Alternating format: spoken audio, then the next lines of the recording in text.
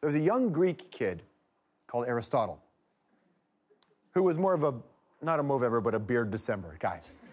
Aristotle said that philosophy is the science which considers truth. So I want to put this philosophical question towards you. You can discuss it amongst your friends. How similar does someone have to be to you to be entitled to the same rights?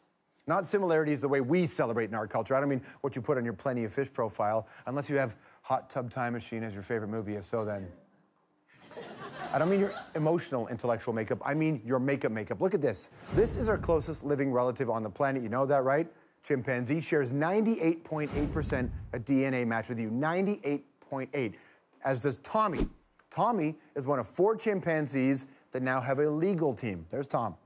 The Non-Human Rights Project is a nonprofit animal rights group. They filed writs of habeas corpus in the New York Supreme Court on behalf of 4 chimps: Tommy, Kiko, Hercules, and Leo. And the lawsuits are, I quote, are based on scientific evidence proving that chimpanzees are self-aware and autonomous, and therefore entitled to be recognized as legal persons with certain fundamental legal rights. In short, they're close enough to people to enjoy the basic rights of people.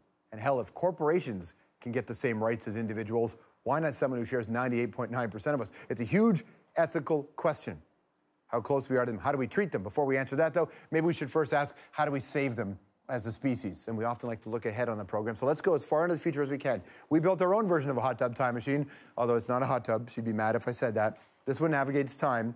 We can jump ahead and witness a future victory. Who is the she I'm talking about? Jane Goodall. Jane, how did we do it?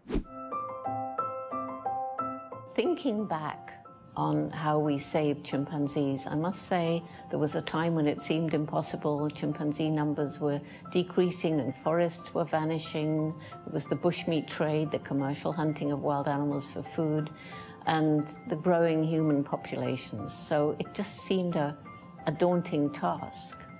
But then it was really when I realized that unless we worked with the people and improved the lives of people living in poverty who were cutting down the forests because they were so desperate to grow some food to feed their family or make charcoal to make a bit of money, we couldn't even try to save the chimpanzees.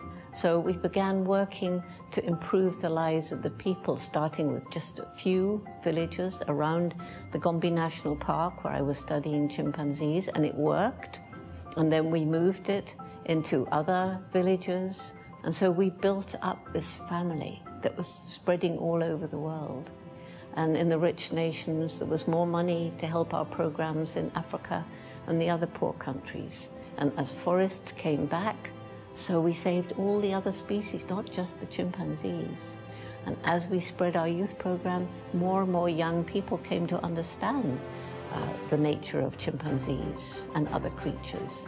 And they shared this with their parents.